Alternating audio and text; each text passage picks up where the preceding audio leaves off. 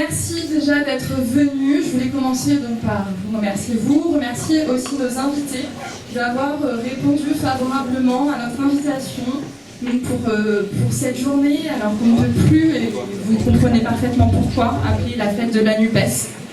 Les circonstances actuelles, le contexte est extrêmement difficile. La mort de Naël nous a tous et toutes profondément marqués. Et si on se retrouve aujourd'hui, c'est aussi l'occasion justement de parler de ce qui se passe, d'évoquer un contexte plus large. Le débat, vous l'avez vu, enfin, on va proposer, Bernard Morel va rappeler justement le thème du débat qui a été proposé, enfin de cette table ronde qui a été proposée aujourd'hui. Je tenais aussi à remercier les personnes qui se sont impliquées pour l'organisation de cette journée, qui ont été présentes tout du long, ceux et celles qui sont venus nous prêter main forte aussi ce matin, sans qui rien ne serait possible aujourd'hui. On espère qu'il y aura d'autres événements comme celui-ci qui seront organisés par les membres de la NUPES de Lyon en général. Et je tiens à rappeler qu'il s'agit de personnes qui sont encartées dans les différents partis de gauche que vous connaissez et des personnes qui sont aussi des militants engagés dans des associations, des collectifs, des syndicats et qui sont non encartés. Donc, avant de commencer le débat, il nous a semblé important de vous proposer une minute de silence en hommage à Naël. Si vous voulez bien, on va commencer avec cette minute de silence. Merci. Dans le passage des uns et des autres, qui veut réagir en premier sur ce qui se passe depuis mardi dans toute la France? Qui veut être le premier ou la première? Tu veux? Bonjour à toutes et tous. Je réagis aussi en premier parce que je suis députée des Hauts-de-Seine et que Naël, il est mort dans les Hauts-de-Seine et il y vivait dans un quartier des Hauts-de-Seine qui est bien connu de ceux et celles qui y habitent, même si c'est un territoire très très contrasté, les Hauts-de-Seine. Les inégalités territoriales, elles ne sont pas que et surtout pas d'ailleurs, je dirais même qu'entre territoires ruraux et quartiers populaires. Naël, il vivait à 200 mètres du quartier d'affaires de la Défense, juste à côté, et à 3 km de Neuilly-sur-Seine, qui est une des villes où il y a le plus de personnes qui payent l'ISF, qui ne compte pas toute la côte d'Azur. Il est mort d'une mort absolument horrible. Vous avez pu le voir sur cette vidéo qui fait que ceux qui d'habitude ne sont pas crus, là, le son. Je note d'ailleurs que dans les heures qui ont suivi, la tonalité empruntée par le président de la République, la première ministre et même le ministre de l'Intérieur était assez différente des fois précédentes. Je pense à la mort d'un jeune de 19 ans 15 jours avant à Angoulême, dont on n'a pas entendu parler parce qu'il n'y avait pas ces images accablantes. Ça n'a pas empêché que les mêmes images et discours à la fois surplombants mais parfois aussi essentialistes, racialistes soient empruntés alors que le corps de Naël n'était pas encore froid. Sur ce jeune qui aurait un casier judiciaire long comme le bras, cette mère qui n'a pas l'attitude qu'elle devrait avoir dans le deuil, et puis ces espèces de hordes sauvages, voire de nuisibles, comme le syndicat Alliance Police et USA Police, tous ces termes employés, et qui, je crois, rejoignent d'ailleurs très très bien le débat que nous devions avoir aujourd'hui sur quartier populaire ou ruralité, parce qu'on voit bien qu'il y a un discours qui a été largement théorisé, mais il le précédait au travers du livre de Christophe Guilly, avec vraiment une vision qui cherche la division du peuple et même son atomisation, en renvoyant quelque part les milieux ruraux, soit avec une vue surplombante traitant les ruraux de beauf, soit avec une image ethnicisée où on trouverait dans la ruralité la vraie France, une vraie France, une France blanche. Et puis dans les quartiers populaires, des quartiers où les populations sont certes défavorisées, mais où depuis 30 ans, de manière supposée, il y aurait des milliards et des milliards déversés sans que cela n'ait aucun effet, puisque là, nous avons affaire à des populations qui ne s'intégreraient pas, des gens bruyants et des gens passages. Notez quand même que ça fait quand même une vision extrêmement négative des populations qui y vivent et des identités plurielles qui s'enrichissent dans chacun de ces territoires. Et donc là, sur la mort de Nahel, on a tous ces poncifs, ces versions ethnicisées qui cherchent eh bien, à ce que le nous que nous avons à construire, parce qu'il existe des nous un peu partout sur nos territoires, mais ce sont souvent des nous locaux, même si ces consciences collectives sont largement fragilisées par les attaques sociales, mais aussi par les attaques sur les identités via les discriminations. Eh bien, je crois, pour être brève, même si je reprendrai peut-être la parole après, pour laisser mes camarades s'exprimer, je crois que par l'unité, par le travail politique commun qu'on essaye de mener au travers de la NUPES et qui est fortement à élargir, à structurer, on a à chercher cette complexité dans ces identités, dans tout ce qui fait les défis communs, parce que moi je crois qu'on a plus de défis communs entre ruralité et quartier populaire que de fondamentales différences. Je crois que les expériences au travail et les expériences de discrimination sont des choses évidemment bien plus communes que toutes les choses que ces poncifs ethnicisés, racialisés, dont la droite et l'extrême droite, voire le gouvernement, usent. Donc on a ce défi d'unité et de nous collectifs à travailler avec les stratégies électorales, mais pas qu'avec les stratégies électorales, mais bien avec des stratégies politiques.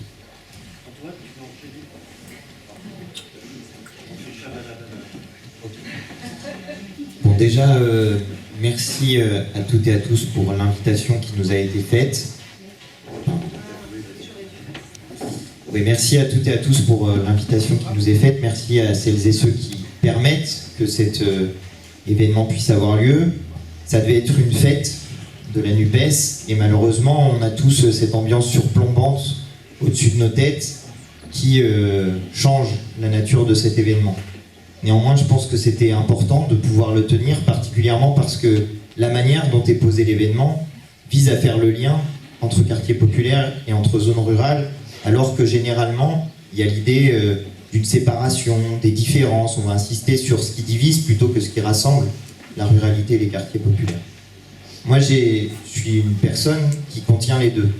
Je suis né, j'ai grandi dans une zone rurale et je suis élu d'un département et de quartier populaire. Donc, j'ai à peu près les deux visions par l'expérience de ce que ça représente. Et j'essaye toujours dans mon action politique de faire le lien entre les deux parce que ce sur quoi concluait Elsa, c'est la nécessaire unité du peuple français. Et quels sont les communs qu'on crée à l'intérieur du peuple français, mais ça je pense qu'on y reviendra tout à l'heure. Sur la situation actuelle, puisque c'est la question qui est posée, je pense qu'il faut qu'on fasse tous très attention à tout ce qu'on dit.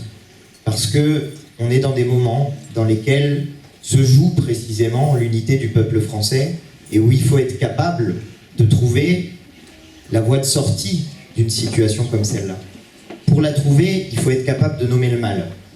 Le mal, on l'a nommé déjà. Ça fait longtemps qu'on le nomme, le mal. Ça fait longtemps qu'on dit qu'il y a du racisme qui existe dans la police, dans l'action de la police dans les quartiers populaires. Ici, dans cette salle, on est beaucoup à avoir la même couleur de peau. On ne sort pas toujours avec la carte d'identité. Quand vous êtes un jeune de quartier populaire, noir ou arabe, vous sortez toujours avec la carte d'identité parce que vous avez toujours peur du contrôle de police et parce que la manière dont se passe le contrôle de police est toujours une situation de tension. Hier, je discutais avec un jeune homme de 16 ans. Ses parents lui interdisent de sortir le soir, même si lui, il aimerait bien sortir le soir en ce moment.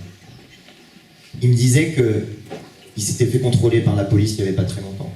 Et il me disait, j'avais le cœur qui battait, j'avais peur. J'avais rien à me reprocher, mais j'avais peur. C'est ça, cette situation qui est vécue dans les quartiers populaires, qui vous dit aussi une part du rapport à la police. Parce que quand on demande la carte d'identité, qu'est-ce qu'on demande? Qu'est-ce qu'on envoie comme signal? Qu'est-ce qu'on envoie comme message? On dit, vous n'êtes pas tout à fait français en réalité. On dit, il y a un doute sur la question. Moi, j'ai pas de doute sur la question. Jamais une personne n'est venue me voir en me disant t'es pas tout à fait français. J'ai jamais vécu cette situation-là. C'est cette situation-là qu'il faut comprendre. C'est ça qu'il faut avoir en tête si jamais on veut comprendre ce que c'est que la réalité du racisme qui est vécu dans les quartiers populaires, du rapport à la police. Et encore une fois, Elsa l'a dit, mais cette fois-ci encore, eh bien, il s'agit d'un jeune de quartier populaire. Cette fois-ci encore, la hiérarchie policière était prête à couvrir ce qui s'était passé. Heureusement qu'il y a une vidéo. Elle est terrible, cette vidéo. Terrible. Parce qu'on voit ce qui se passe. On voit le policier tirer. On entend en plus son collègue à côté qui dit « shoot-le ». On entend ça. Rien dans aucune loi de la France depuis 1981 n'autorise la peine de mort. Rien. Un refus d'obtempérer, c'est puni de 15 000 € d'amende et de 2 ans d'emprisonnement. La plupart du temps, les refus d'obtempérer, ça vient toujours de la même chose. Un défaut de permis.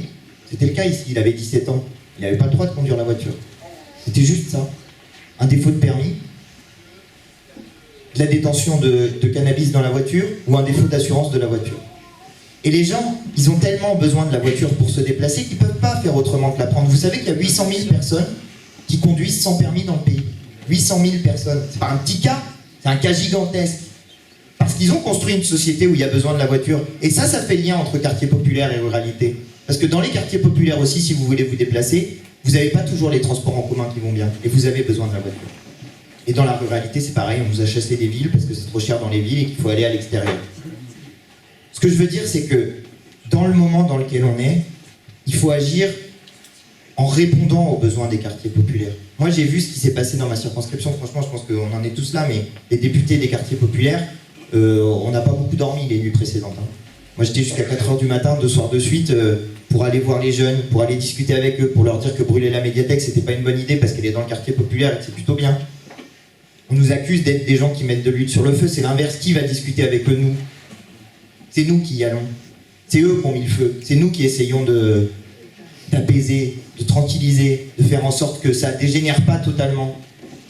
On n'est pas en train de mettre de l'huile sur le feu. On est en train de chercher les solutions pour en sortir par le haut. Et j'en finirai là parce qu'on va avoir une longue discussion sur toutes les bancs. Le jeune homme de 16 ans dont je vous parlais hier, on lui a demandé avec Ivan, qui travaille avec moi, on leur a demandé d'écrire des slogans pour nous dire c'est quoi, comment ils présenteraient leurs revendications politiques. Il y en a une, je vous jure, elle m'a mis les larmes aux yeux. Le slogan c'était « On est tous français ». C'était ça son slogan. Ça voulait dire « On est tous français à égalité, on a tous les mêmes droits ». Et pourtant c'est pas ça. S'il y a besoin de l'écrire, s'il y a besoin de le mettre sur une pancarte, ça veut dire que c'est pas le cas. Ça veut dire que c'est pas comme ça qu'ils le ressentent. Et ben moi ce que je veux c'est que les jeunes de notre pays, quelle que soit leur couleur de peau, quelle que soit leur religion, ils se sentent pleinement et entièrement français. Ça veut dire citoyens avec les mêmes droits, égaux devant la loi. C'est ça la définition d'être français, l'égalité devant la loi. Parce qu'on a l'égalité à la faire comme citoyen, et donc le devoir de la respecter à égalité entre nous. Mais pour ça, il faut que la loi elle soit la même pour tous. Il ne faut pas qu'il y ait un traitement différencié en fonction de la couleur de peau.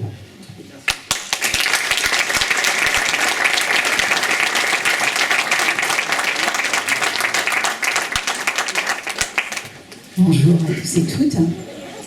Alors, moi, ce qui me rend vraiment très mal à l'aise dans la situation que nous vivons actuellement, c'est de voir à quel point elle était prévisible et à quel point la mort de Naël était quelque part écrite.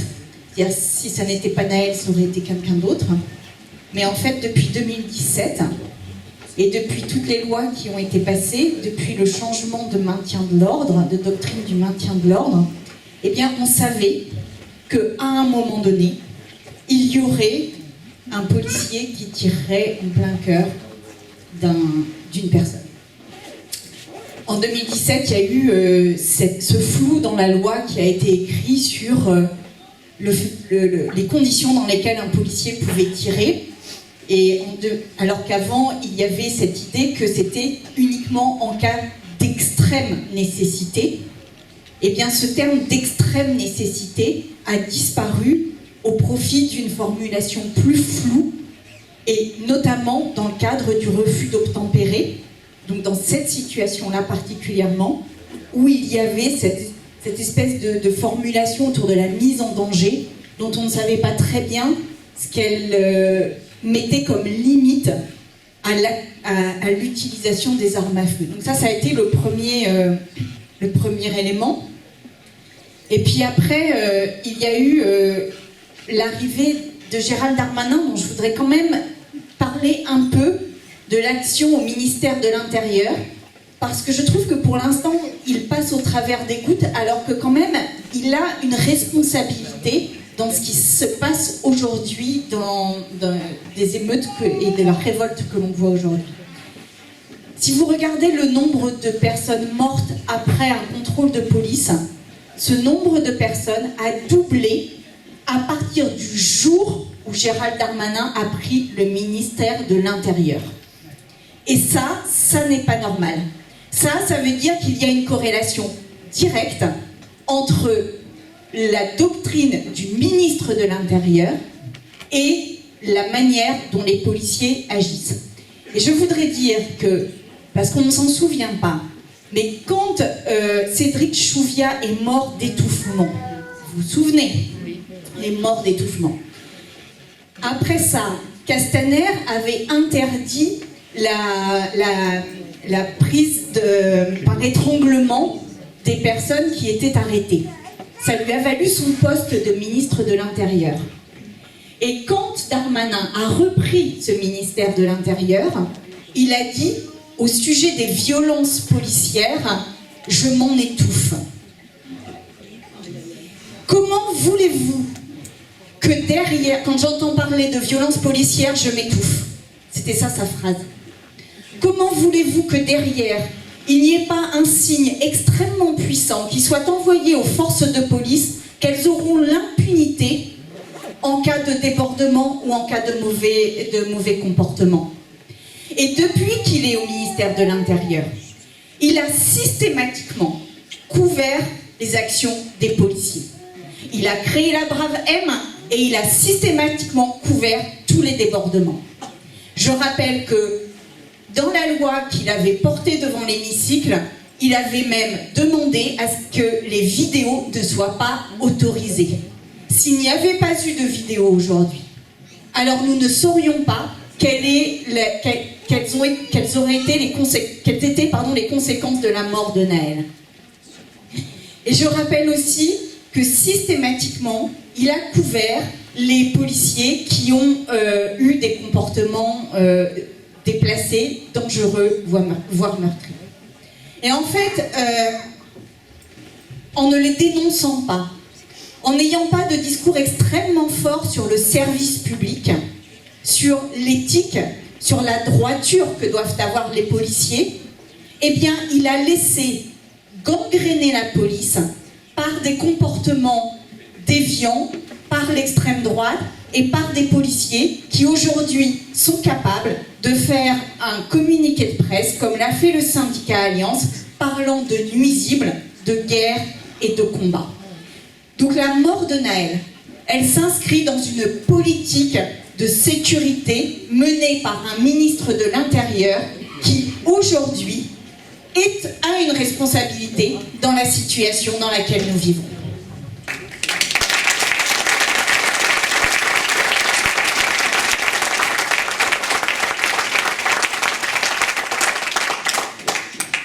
Je voudrais juste dire une dernière chose entre quartier populaire et ruralité, c'est que, on y reviendra, mais en fait, la ruralité et les quartiers populaires ont cela de commun, qu'on y projette des choses, et ça a été très bien dit par Elsa, on y projette une forme de France parfaite, ou au contraire de relégation, un lieu de violence, etc. Et donc on projette des choses sur ces quartiers-là, et sur ces territoires-là, mais ils ont en commun le fait qu'on ne réussit qu'en s'en émancipant de ces territoires-là.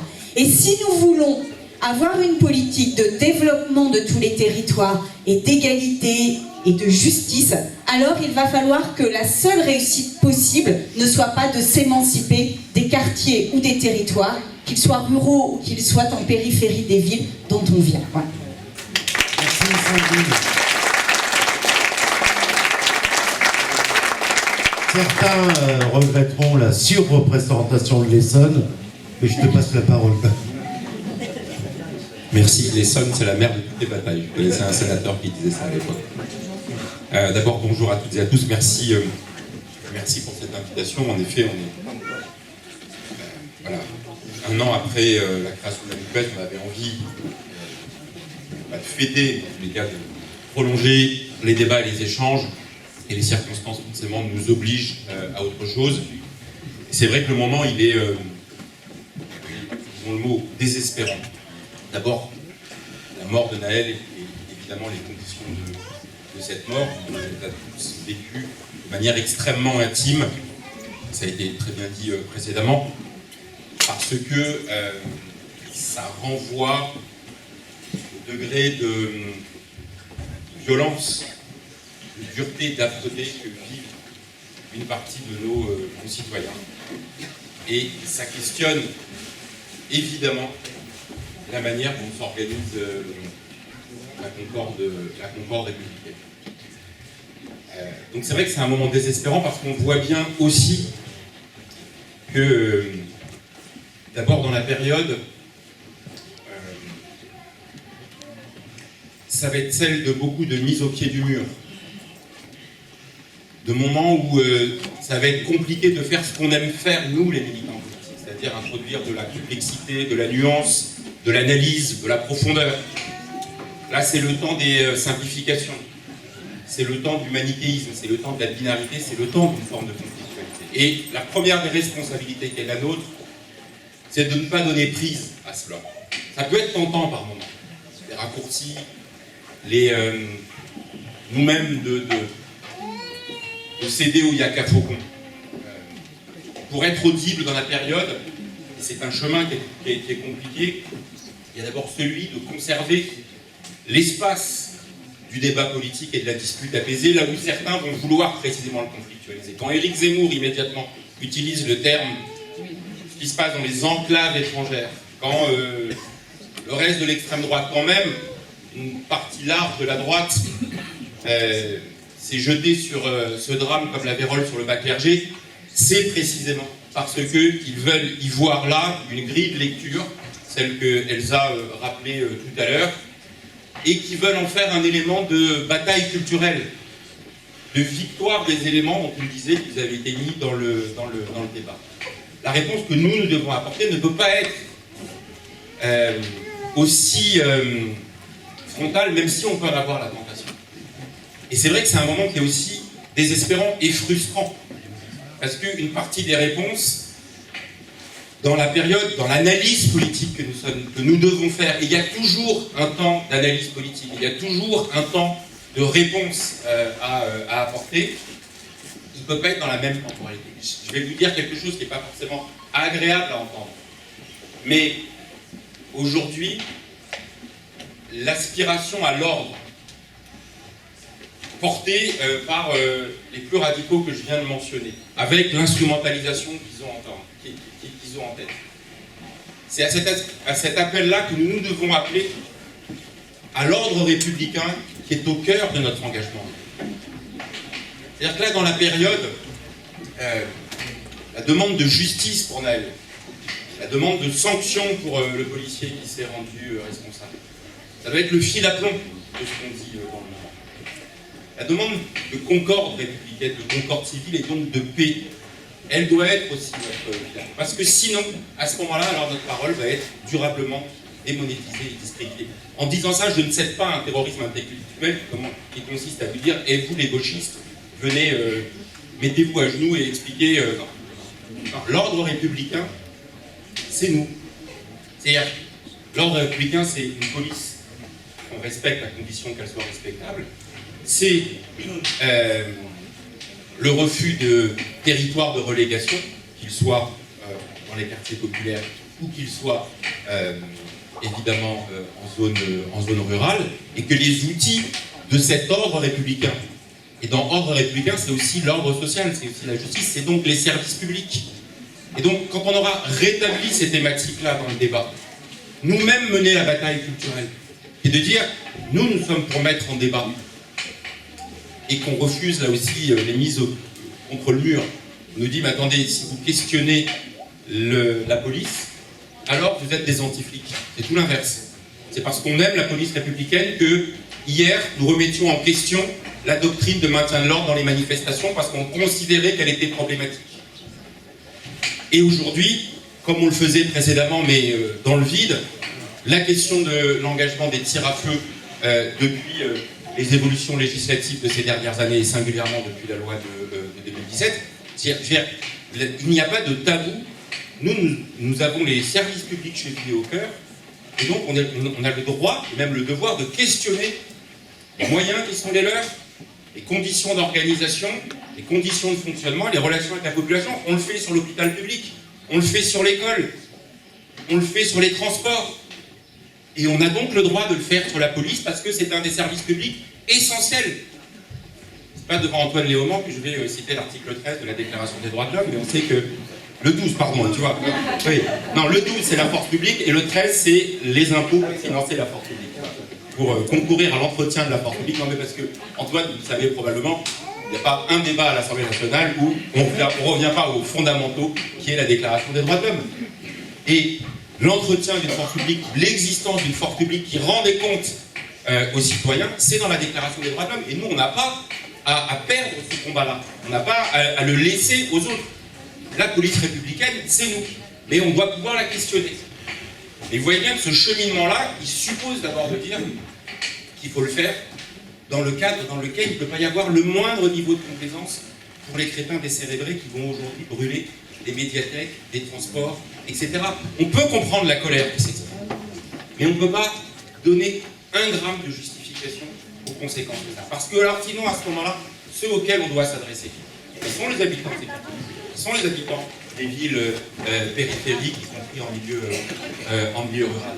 Alors à ce moment-là, on n'aura aucune capacité à justement gagner la bataille culturelle parce qu'on aura donné l'impression, à un moment donné, de donner du crédit à ceux qui, précisément, sont les idiots utiles aujourd'hui de la droite et de l'extrême droite. Je sais que c'est compliqué à dire ça. Je sais qu'il y a un penchant naturel qui est de dire qu'il y a un sentiment de révolte, il faut qu'elle s'exprime, il faut qu'elle ait... voilà. Et la violence, dans les conditions dans lesquelles elle s'exerce aujourd'hui, elle nous dessert. Et notre responsabilité d'élus républicains, c'est de pouvoir le dire sans aucune indulgence, évidemment sur les causes. Mais on va avoir un problème de temporalité.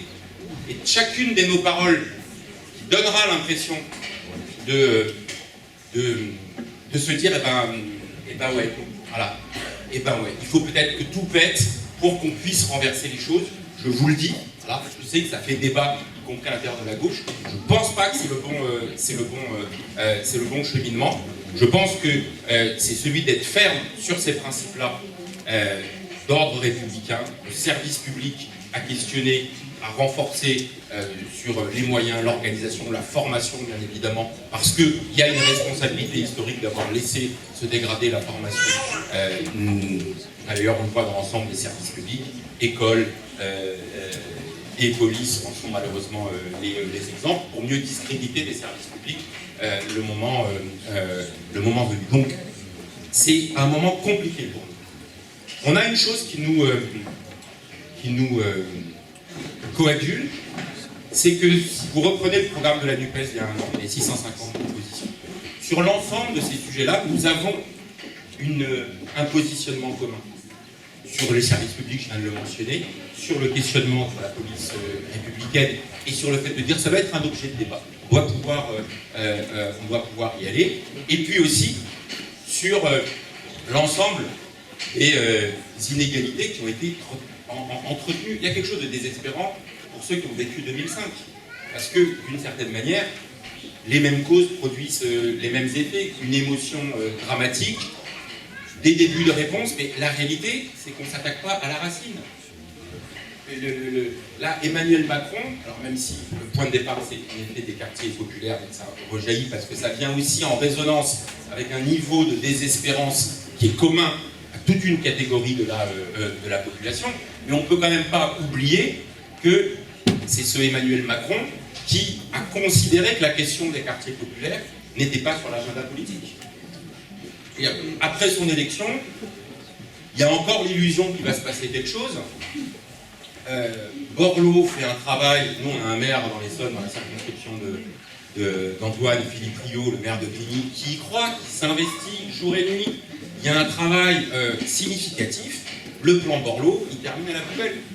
Avec en plus une formulation assez détestable de la part de Macron en disant bah non, pas de mesures spécifiques, c'est le droit commun. Et le droit commun, pourquoi? Pour lui, c'est quoi? On va leur trouver du boulot, voilà, on va flexibiliser, ils vont aller faire Deliveroo, Uber Eats ou chauffeur de VTC, et tout ça, par la loi naturelle du marché, ça va bien se passer, le pognon va ruisseler sur eux, et il va y avoir l'équilibre. Mais connaissant l'ampleur des inégalités qui se cristallisent, alors oui, dans les quartiers populaires, mais en fait, ça a beaucoup rejailli, parce que la problématique des services publics, par exemple de la santé mentale, en disparition totale dans les quartiers, mais aussi à beaucoup d'endroits, des transports, de l'éducation évidemment, ou même de la police, sentiment de relégation, d'une certaine manière, les quartiers populaires étaient une sorte de prise en compte paroxystique de ces éléments. Donc on va avoir le temps de faire de la politique derrière.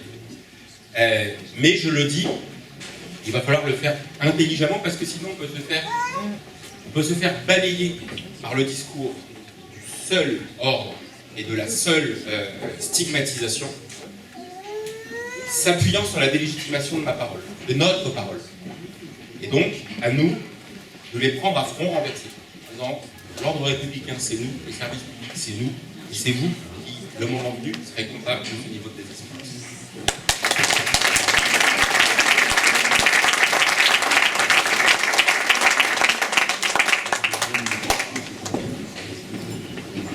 Alors, bonjour à tous, je suis très heureuse d'être ici.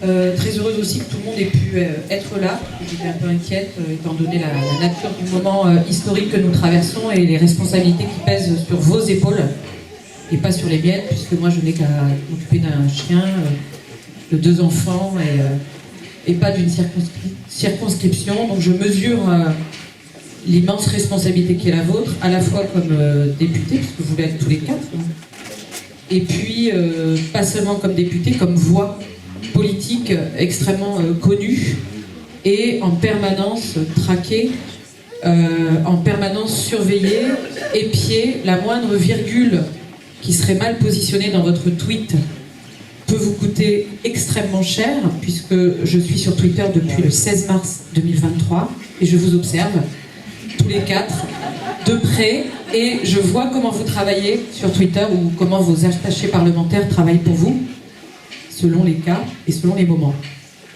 Moi-même, donc je suis soumise à beaucoup moins de risques, mais j'ai aussi ce problème.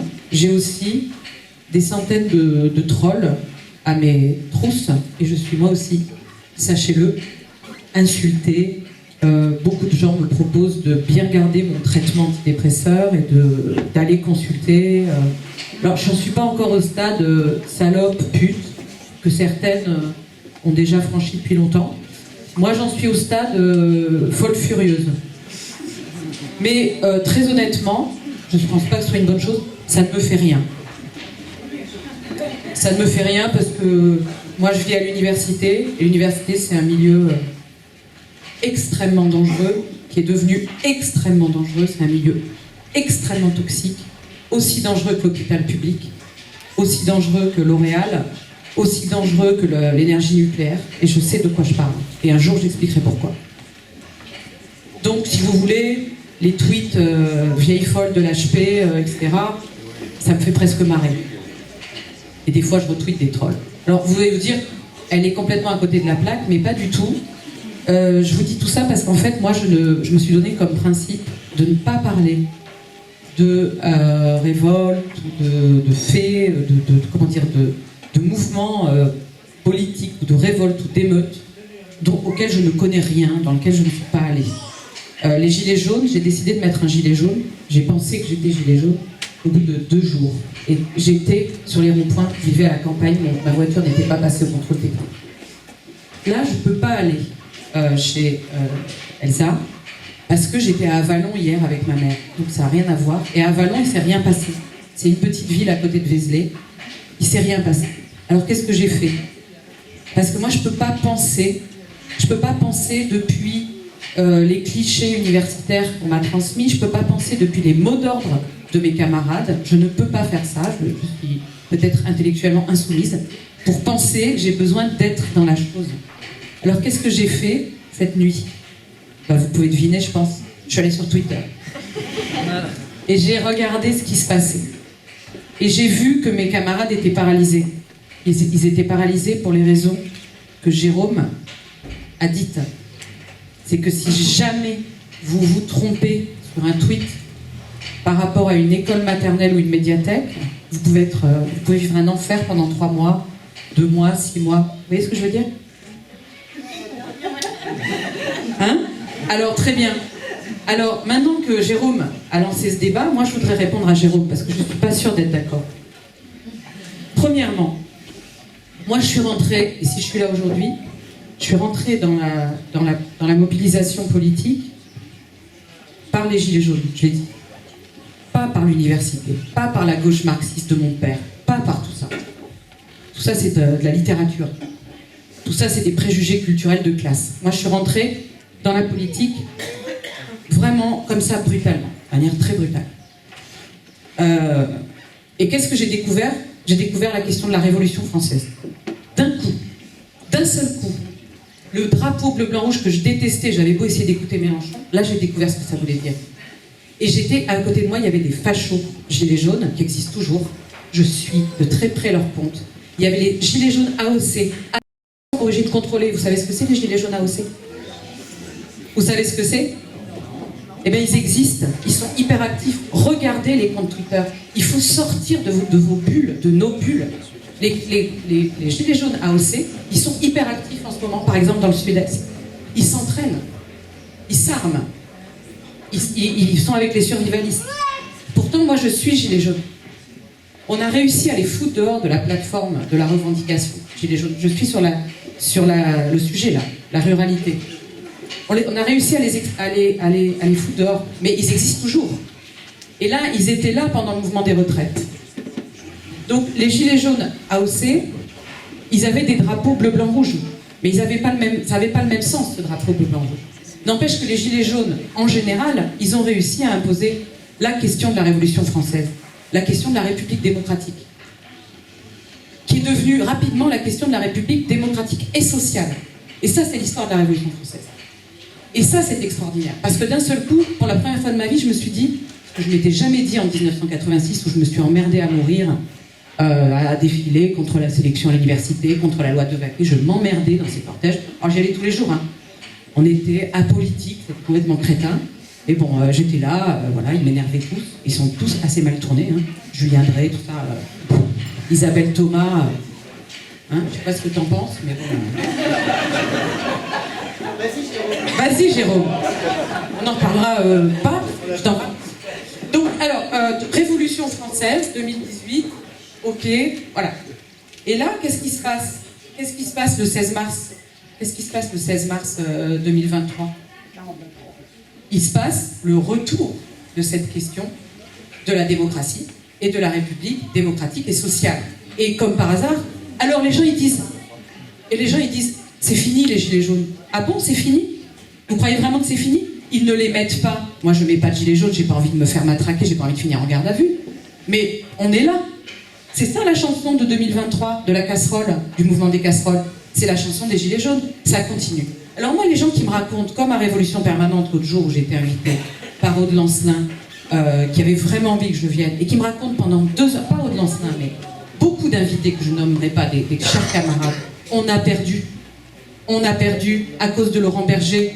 On a perdu le mouvement des retraites. Mais enfin, mais arrêtez. Pourquoi vous voulez vous empresser de dire qu'on a perdu?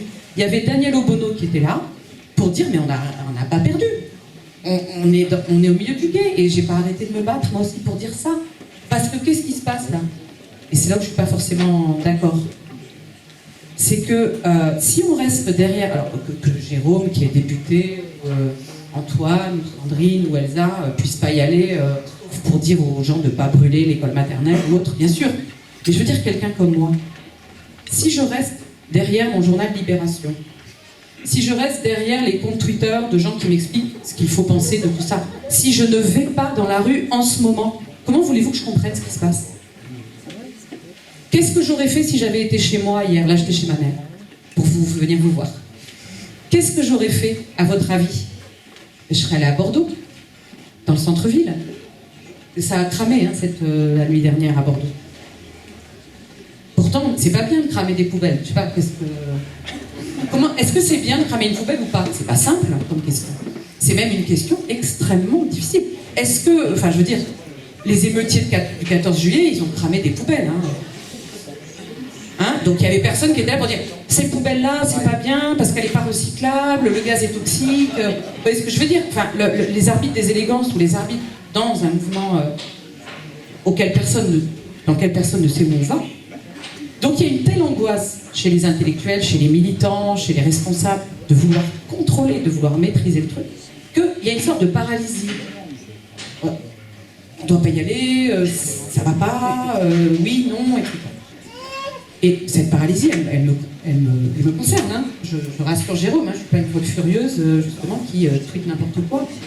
Mais quand tu dis les crétins décérébrés qui brûlent les médiathèques, cette formule que tu as eue, ben moi, cette formule, elle ne me va pas. Je finirai là-dessus. Et elle ne me va pas parce qu'en fait, j'ai tweeté un truc cette nuit que j'ai trouvé hyper intéressant, c'est un article scientifique qui explique qu'il y a beaucoup de jeunes des banlieues pour lesquels la médiathèque, c'est pas leur médiathèque, c'est un lieu qui les opprime. Je sais pas si tu vois ce que je veux dire. C'est un lieu dans lequel ils se sentent méprisés.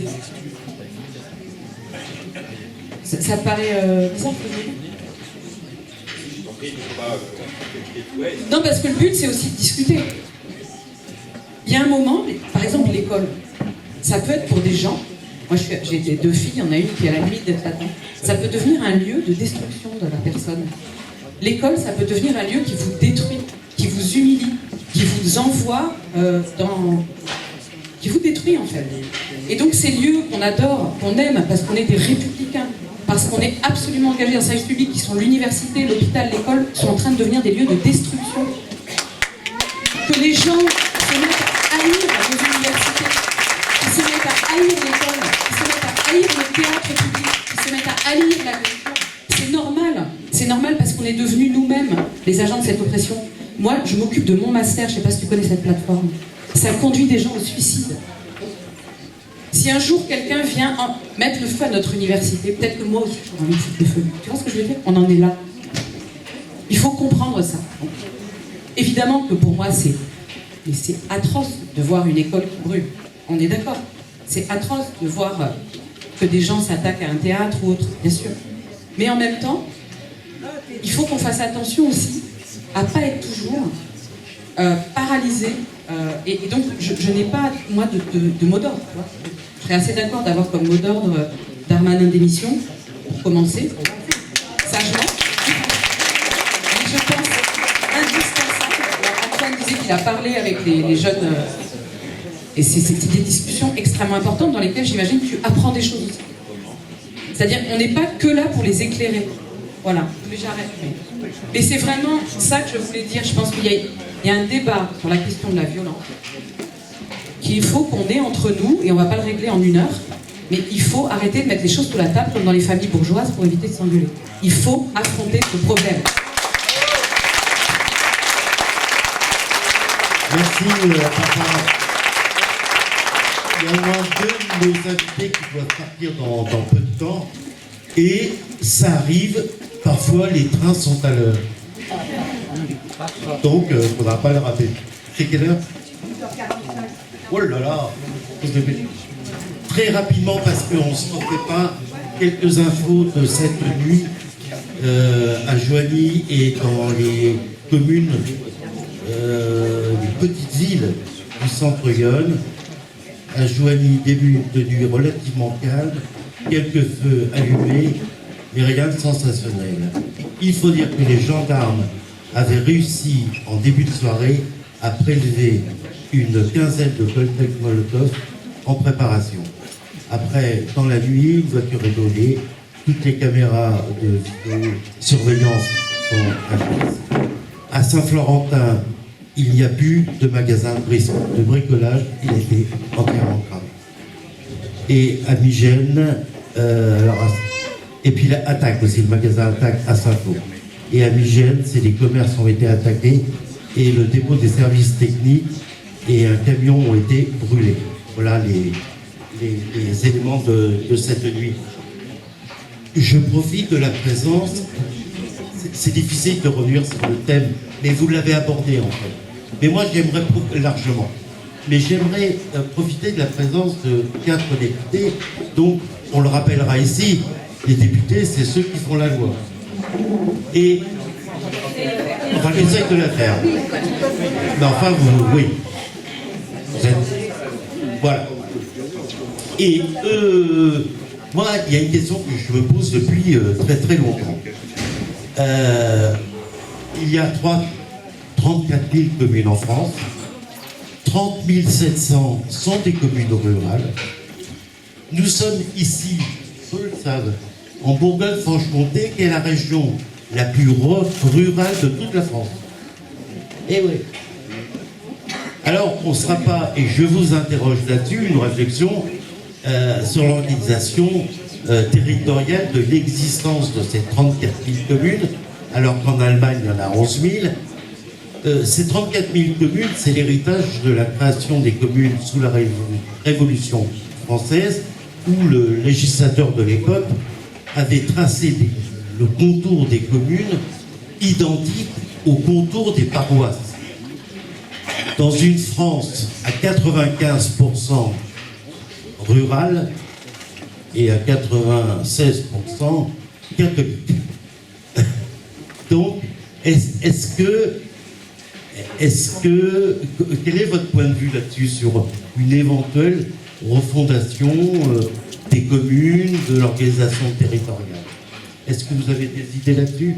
Elsa, si vous commencez, non? Non, si. Tu es dans ton rôle à poser les questions de ton déroulé. Et en fait, j'avoue que c'est difficile pour moi de rattraper ça sans réagir aussi à ce qu'ont dit mes camarades. Moi, je veux qu'on poursuive la discussion sur la question de comment on traite politiquement ce qui s'est passé, à la fois la mort de Naël, mais aussi les suites. Ce qui se passe depuis quelques jours dans beaucoup de villes et beaucoup de quartiers populaires. On a tous parlé dans un premier temps de complexité et d'assumer de pouvoir approfondir cette complexité. Et je trouve qu'il faut aller jusqu'au bout.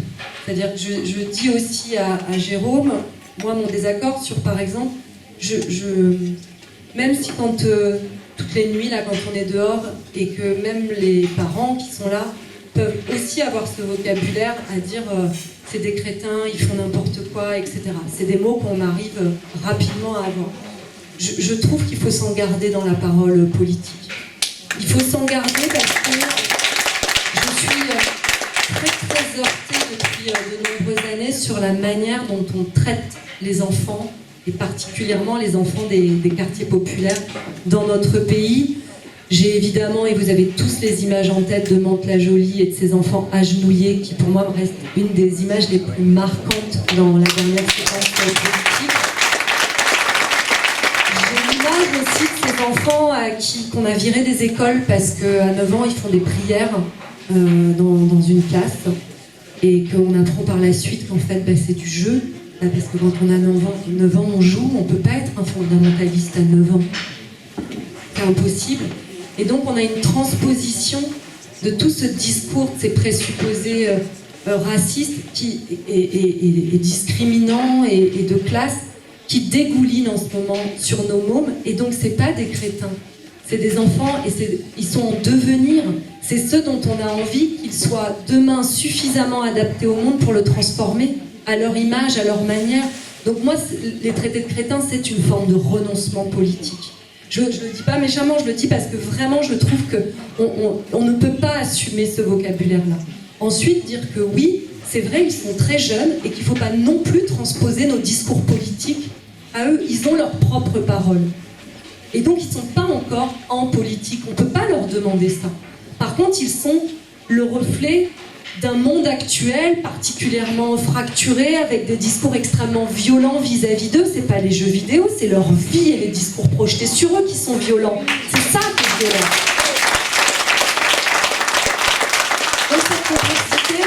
pas être trop longue et je veux continuer à écouter mes camarades, mais vraiment, il faut la pousser jusqu'au bout parce qu'elle nous guide aussi, évidemment, sur la question des solutions, des propositions politiques apportées, où on voit bien qu'on a vraiment, et moi je suis convaincue de ça, je n'aime absolument pas les théorisations politiques sur l'idée qu'il faudrait soit plus de social, moins de sociétal, que si on fait du sociétal dans la ruralité, on va perdre des voix par rapport à la banlieue, etc. Pour faire le lien avec notre débat, il faut arrêter ça. Il faut arrêter ça parce que quand on regarde les choses, on regarde des analyses électorales qui nous expliquent que la campagne elle est à droite et puis dans les quartiers populaires parce qu'il y a de l'immigration on est à gauche. Donc quand on parle en ce moment qu'on essaye de comprendre ce qui se passe dans nos quartiers, c'est par électoralisme. Ce serait par électoralisme. Non, on est toujours dans cette complexité en essayant d'avoir notre histoire en tête aussi. On a quelques-uns dans la salle qui doivent penser à Marx. Il y a des campagnes progressistes, il y en a toujours eu, des campagnes de droite, il y en a toujours eu, les Cévennes et la Vendée, on connaît ça. Ça existe toujours, on a toujours des campagnes progressistes et c'est souvent les groupes progressistes des villes en joint avec les groupes progressistes des campagnes qui ont mené les révolutions à opérer. Il faut qu'on se garde en tête que les divisions géographiques, les divisions ethnicisantes qui sont faites par la droite et par l'extrême droite et aussi par une partie du gouvernement, c'est vraiment un espace de lutte pour nous, de lutter contre ça, de lutter contre ces visions extrêmement stigmatisantes. Oui, il y a des inégalités territoriales, oui, il y a des réalités territoriales différentes, mais je le répète, on a beaucoup plus de défis communs. Merci.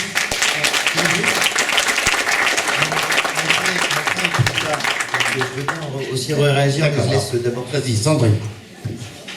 Ouais, moi, si on prend la place depuis laquelle on est, moi je vais parler du mouvement féministe, parce qu'en fait, il y a un truc quand on est féministe, c'est qu'on nous dit toujours comment il faudrait mener la lutte, et on l'amène jamais comme il faudrait. C'est-à-dire qu'en fait, on est en permanence critiqué sur la manière dont on doit lutter, et que ça va pas, et qu'on dessert le combat, et que vraiment là, on a passé des bornes, et en fait, je vais vous dire fuck.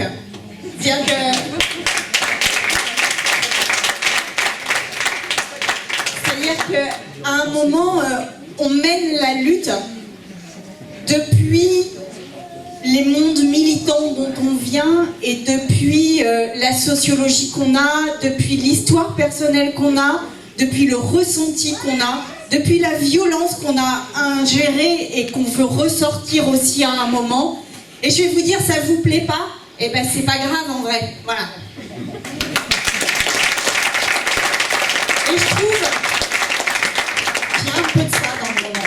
Et je le dis avec émotion parce que c'est la première fois que je peux m'exprimer en fait sur tout ce qu'on reçoit quand on est féministe. Et je trouve que ce qu'il y a actuellement de ce mouvement-là, eh ben ça dit un peu ça. C'est-à-dire qu'on nous enjoint de dire les choses comme il faut, d'avoir la politesse qu'il faut, d'avoir l'attitude qu'il faut, de ne pas cibler les personnes, de ne pas cibler les biens. Et je peux vous parler aussi depuis la lutte écologiste. Moi, j'ai envie de bousiller des pipelines en ce moment. La terre, elle est en train de brûler, elle est en train de cramer de tous les côtés. Et oui, j'ai envie, je vous le dis, oui, j'ai envie de dégrader des pipelines, de me foutre sur des rails de trains nucléaires. Oui, j'ai envie d'aller mettre des coups de cutter dans les bassines qu'il y a dans les Deux-Sèvres qui retiennent l'eau. Oui, j'ai envie de le faire.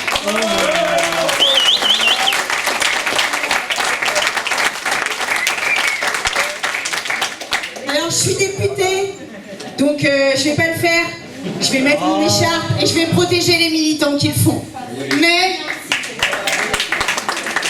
ce que je veux dire par là, c'est qu'on est dans un tel niveau de tension sociale, on est dans un tel niveau de déni de la situation et climatique, et sociale, et raciale, et féministe, et tout ce que vous voulez. On est dans un pouvoir qui fait preuve de tellement d'arrogance, de tellement de violence, de tellement de violence sociale, de tellement de déni de la situation de l'autre, de l'empathie de l'autre. Eh bien que oui, ça explose. Et on a manifesté manifester sagement pendant les retraites. On l'a fait, on était 3,5 millions dans les rues. On a marché comme il fallait, on n'a pas crié, on a été sage, on a mené la bataille à l'intérieur de l'Assemblée, on a fait tout ce qu'il fallait dans les règles, tout ce qu'il fallait. Le résultat, c'est qu'il n'y a pas un truc qui a fonctionné. Donc en fait, à un moment, comment on transmet cette colère sociale vers une transformation ?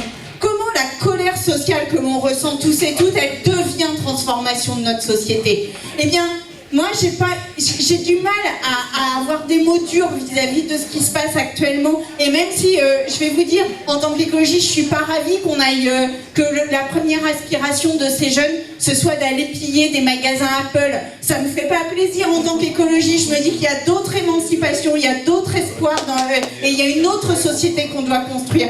Mais j'ai quand même du mal à être dans la condamnation complète parce que je me dis que, finalement, déjà moi j'ai un smartphone en plus, mais en plus je me dis que qui suis-je en fait pour aller dire comment se révolter? Ce que je sais là,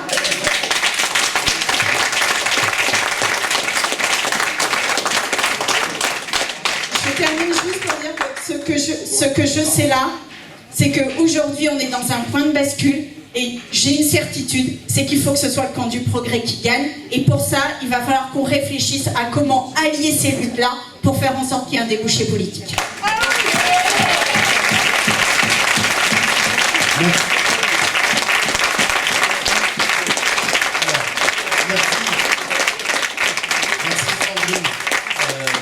ce moment d'émotion.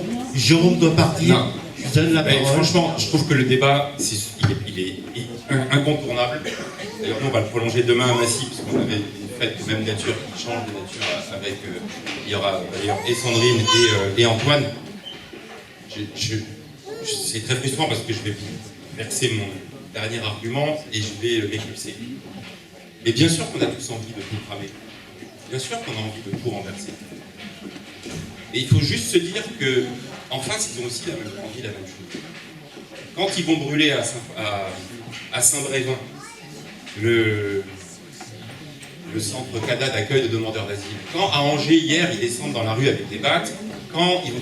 Donc, je veux juste dire qu'on a en face de nous des adversaires pour lesquels l'envie de tout cramer, l'envie d'aller casser du noir ou de l'arabe, l'envie de casser aussi les gauchistes, défenseurs des services publics, elle existe. Et donc si nous, dans ce moment-là, il faut que je parte, si nous, dans ce moment-là, on est nous-mêmes à entretenir ça, alors on légitime leur propre envie à eux. Et c'est celle d'une confrontation. Pardon, pour moi, la politique, c'est l'espace de la dispute apaisée, et je pense que la violence n'a pas sa part dans cet espace-là. Et je pense que quand on a des envies, comme disait Camus, un homme ou une femme, ça s'empêche. Et Sandrine vient de le dire. Elle va mettre son écharpe et elle va défendre ceux qui sont peut-être des militants plus radicaux que les politiques peuvent ne l'être dans l'espace. Et c'est ce dialogue-là qu'on doit construire. Mais je vous redis que dans la période, si on verse trop vers là, alors on légitime nos adversaires et on se décrédibilise nous-mêmes. C'est le chemin étroit de l'action politique aujourd'hui. Je vous embrasse. Merci Jérôme.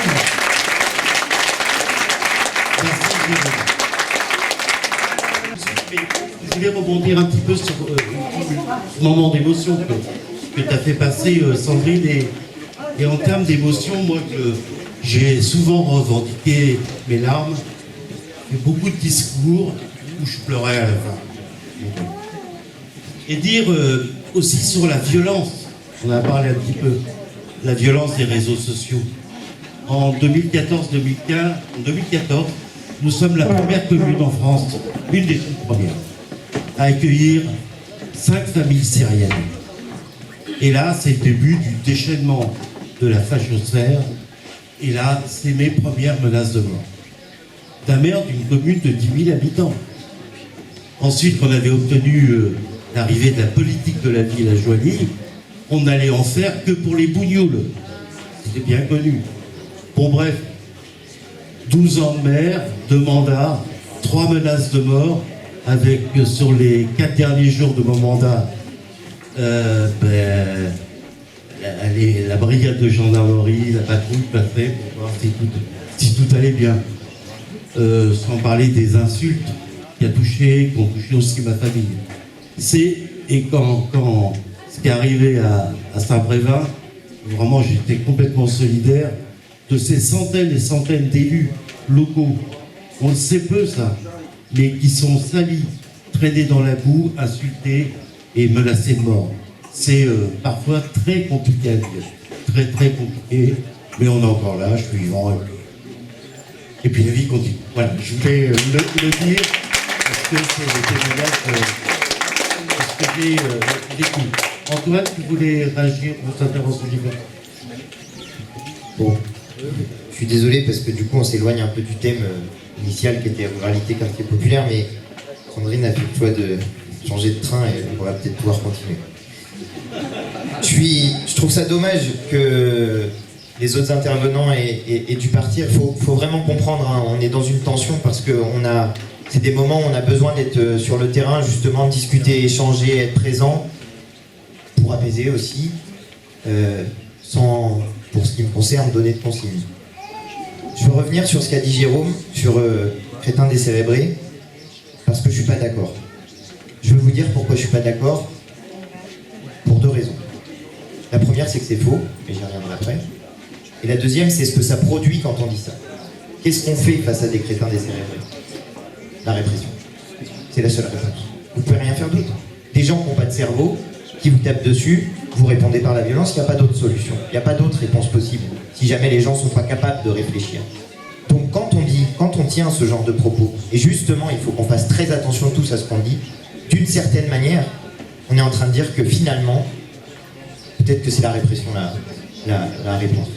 C'est pour ça que je ne suis pas d'accord avec les gens sur ça. Je ne suis pas d'accord non plus parce que j'ai beaucoup discuté avec ces jeunes. Non seulement ils m'émeuvent, mais comme tu l'as dit tout à l'heure, j'apprends. J'apprends. En ce moment, chez les jeunes, en tout cas ceux avec lesquels j'ai discuté, il y a un débat. C'est qu'est-ce qu'on fait comme... C'est quoi nos actions? Les revendications, c'est à peu près clair. Mais les actions, qu'est-ce qu'on doit faire? Qu'est-ce qui est efficace? Et il y a une division. Il y en a qui commencent à dire il faut piller les magasins et les grandes surfaces. Et puis les autres, ils disent il faut s'en prendre aux lieux publics d'État. Vous voyez, ça veut dire qu'ils ont une réflexion dans l'action qu'ils mènent. C'est pas juste comme ça, ils cassent des trucs, ils réfléchissent. Ça va même plus loin. Parce qu'il y en a qui disent qu'il faut d'abord prendre la grande surface pour prendre des bouteilles, pour les jeter. Parce que c'est lourd et que ça fait des projectiles. Ils réfléchissent. Alors ils réfléchissent à une action à caractère violent. Mais ils réfléchissent à ce qu'ils sont en train de faire. Donc si on les considère comme des débiles, on est incapable de leur répondre, on est incapable de leur parler. Justement, il faut partir de l'idée qu'ils font pas n'importe quoi en ce moment. Je discute avec eux. Ils me disent, bon bah là on a tout cramé, c'est chez nous, c'est pas très malin, on n'aurait pas dû faire ça, on va aller ailleurs. Ils vont ailleurs. Faut voir ce qui s'est passé. C'est pas chaque jour a été différent dans ce qui s'est passé. Le premier jour c'était dans le quartier, le deuxième jour c'était plus dans le quartier. Il y a eu des discussions sur ce qu'ils faisaient. Je suis pas en train de justifier ça. Et c'est justement ce que je veux dire. Il y a une différence entre condamner des modes d'action et proposer des modes d'action qui sont différents. Moi, jamais aucun insoumis n'a été favorable à des stratégies de violence. Jamais. Pourquoi? Parce qu'en face, ils sont plus armés que nous. Si jamais on a des stratégies violentes, face à nous, il y aura une répression qui sera encore plus violente. Et moi, c'est ce que j'ai dit aux jeunes. Je leur ai dit, j'ai pas envie qu'il y en ait un de vous qui meure. J'ai pas envie qu'il y ait un autre drame. Parce qu'il y en a eu assez comme ça. Et si vous allez vous castagner avec les flics, c'est ça qui va se passer. Toi, tu vas lancer des pierres, eux, en face, ils vont lancer des LBD, tu vas perdre un œil. J'ai pas envie de ça. Je suis pas d'accord avec les stratégies de violence personnellement. Parce que je sais tout le mal que ça fait. Mais qui je suis, moi, pour dire que la colère, elle doit s'exprimer de telle ou telle manière? Je suis personne. Enfin, je suis député de la République. Donc je dis des choses qui fédèrent. J'essaye de faire nation. J'essaye de dire des choses qui nous font tenir tous ensemble. Et justement, il y a la question de la révolution qui intervient là-dedans. La révolution, Robespierre disait « Citoyens, vous vouliez la révolution sans révolution ». Bah ouais, des fois ça se passe pas dans le calme, dans les formes, dans l'ordre. Hein? Le 14 juillet, avant ça, il y a brûlé toutes les barrières d'octroi. Pourquoi? Parce que c'était là qu'ils prélevaient l'impôt. Ils ont tout cramé. Ils ont commencé par là. Et après, ils sont allés à la Bastille. Pourquoi ils sont allés à la Bastille? Parce qu'il y avait des armes. Donc ils voulaient des armes. Ok? Ils ont pris aussi les invalides, parce qu'il y avait des armes. Donc ils voulaient des armes. C'était une stratégie révolutionnaire en train de se faire. C'était compliqué, il y avait plein de gens. Bon bah voilà, faut lire des bouquins sur, comment il s'appelle, je sais plus, mais... Éric Vuillard. Éric Vuillard, merci. 14 juillet. 14 juillet, faut lire Éric Vuillard, Magnifique. 14 juillet. C'est l'histoire du peuple en train d'aller, voilà, c'est désorganisé, on sait pas trop, il y a là les petits commerçants, Il y avait plein les de cons. Il y ouvriers, avait plein de cons dans le truc. plein de cons dans l'histoire, voilà. Mais c'est ça un moment révolutionnaire. Et quand il y a des situations comme ça, les responsables politiques ne doivent pas les balayer d'un revers de la main en disant oh, de toute façon ils font n'importe quoi. Faut regarder, faut essayer de comprendre. Pourquoi il y a des jeunes qui ont commencé à faire des manifs dites sauvages, qui sont des manifestations spontanées dans les rues? Ah, c'était pas des jeunes des quartiers populaires pour la plupart. C'était plutôt des petits bourgeois. Alors là, regardez ça avec un œil attentif en disant c'est la jeunesse révoltée, notre pays qui, c'est vrai, ça sort des cadres, etc. Alors là, on pouvait avoir des discussions. Et pourquoi quand c'est des jeunes qui n'ont pas la même couleur de peau, alors là c'est plus compliqué d'en discuter? Pourquoi on les considérerait comme des abrutis? C'est pas vrai. Ce qu'il faut faire par contre, et là je viens au fond du sujet, mais je reviendrai sur la révolution. Moi je discute avec ces jeunes. Ils me demandent, ils ont deux questions. La première question c'est, monsieur le député, vous êtes d'accord avec ce qu'on fait? Ah, je suis mal. Non, je suis pas d'accord. Je leur dis, hein.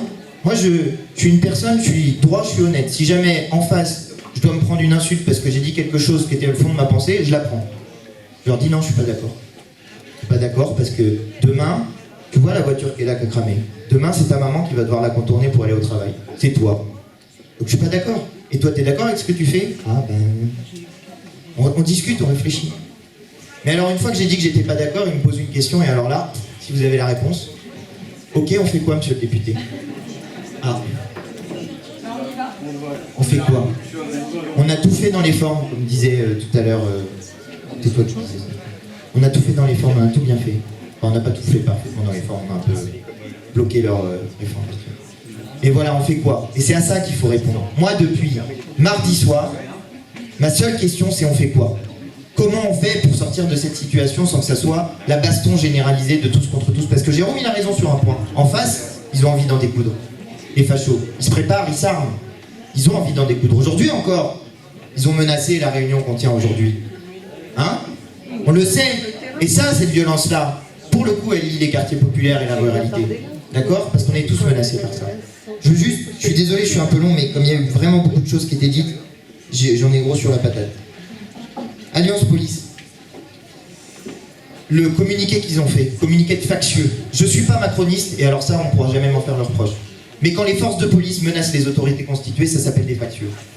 Ces gens-là, d'Alliance Police, ils ont d'abord menacé les députés. Ils sont venus manifester devant le siège de la France Insoumise. D'accord? Mouvement qui compte des députés, qui comptait à l'époque des députés à l'Assemblée nationale et qu'on compte aujourd'hui beaucoup plus. Ils ont menacé donc le pouvoir législatif. Après, ils ont fait une manifestation pour dire le problème de la police, c'est la justice. Ils menacent la justice. Et maintenant, ils font quoi? Ils se permettent de donner des ordres au gouvernement. Non, non, non, non, non, non, la police, c'est pas ça. La police, ça sert et ça obéit. C'est pas ça donne des ordres à un gouvernement. Et pourtant, je suis pas d'accord avec M. Macron, ni avec M. Darmanin. Mais la police, ça donne pas des ordres, ça obéit. Et ça, s'il n'y a pas au gouvernement des gens qui sont capables de le dire, forcément, tout part en cacahuète. Parce que si le gouvernement, si l'État n'est pas capable d'assumer sa responsabilité politique, morale, de donner des ordres à la police et qu'il soit obéi, alors c'est autre chose, c'est un État policier.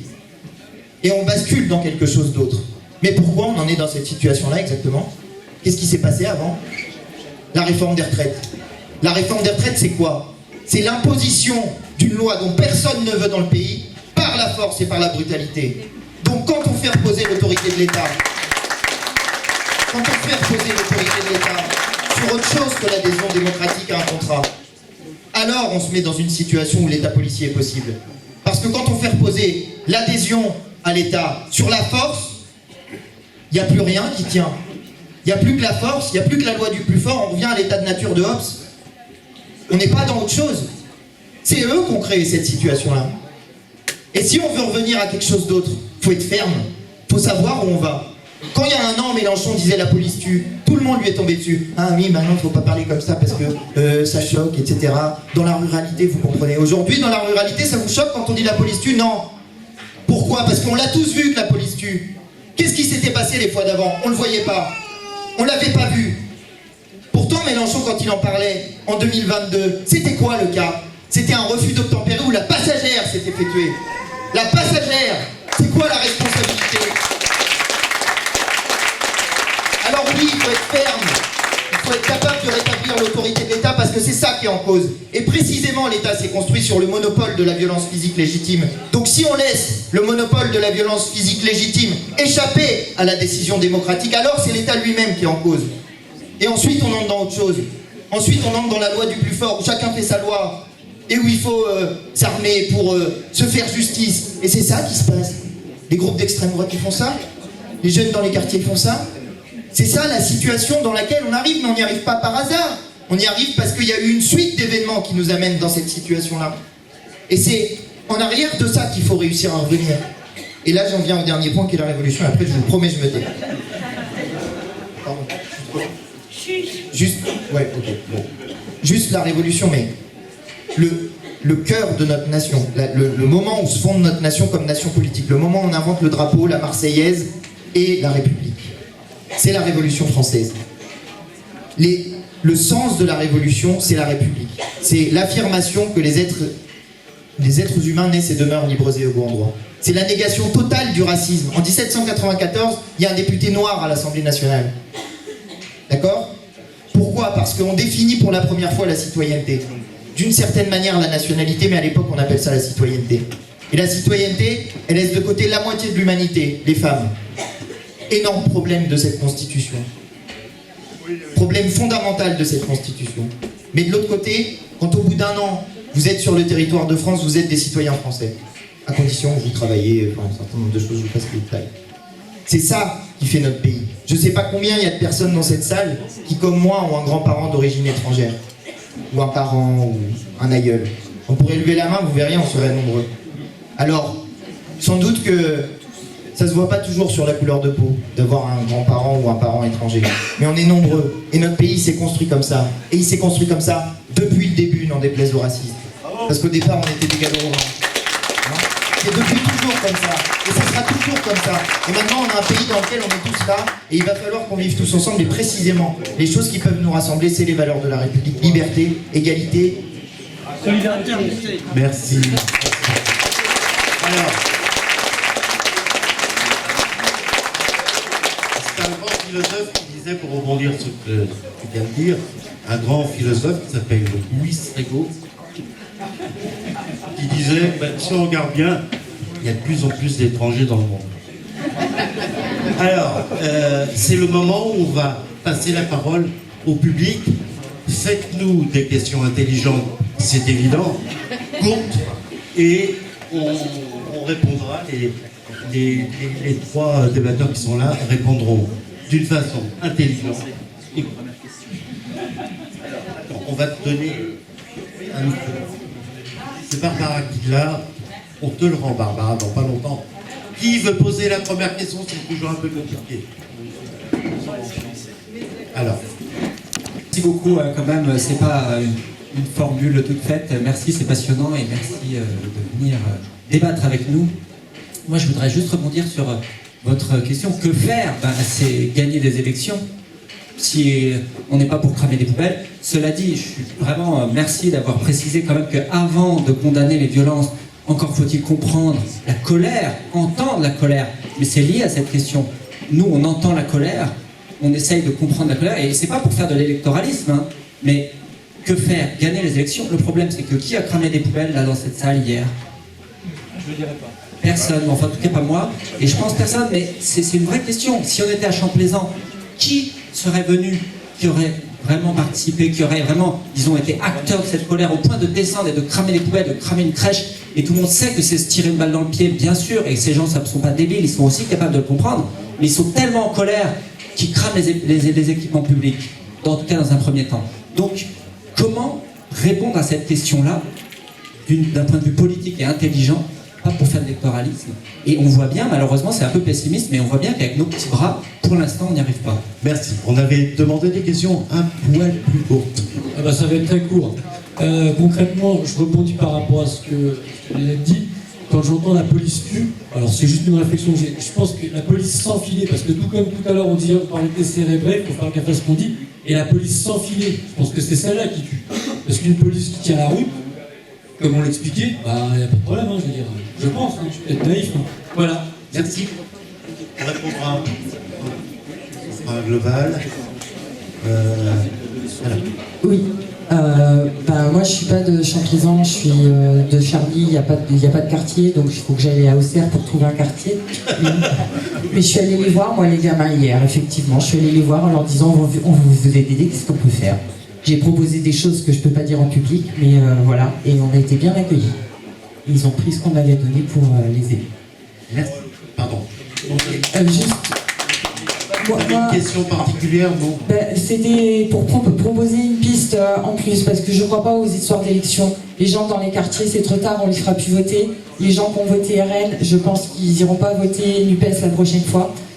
Mais par contre, dans les trucs qu'on n'a pas encore essayé par rapport aux manifs, machin et tout ça, et que le gouvernement ne nous a pas laissé essayer, c'est de prendre des lieux.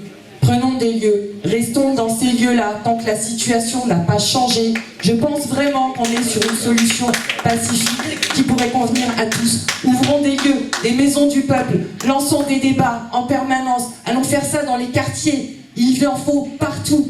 Et on ne bouge pas tant qu'ils ne sont pas partis. Bravo.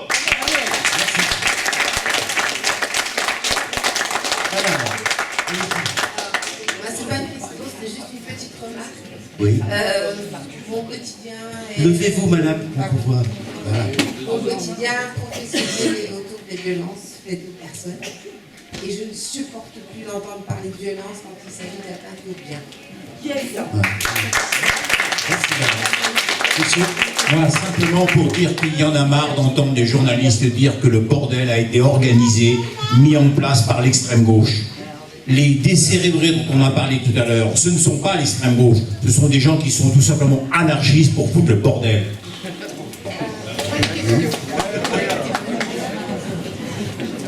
Allez-y.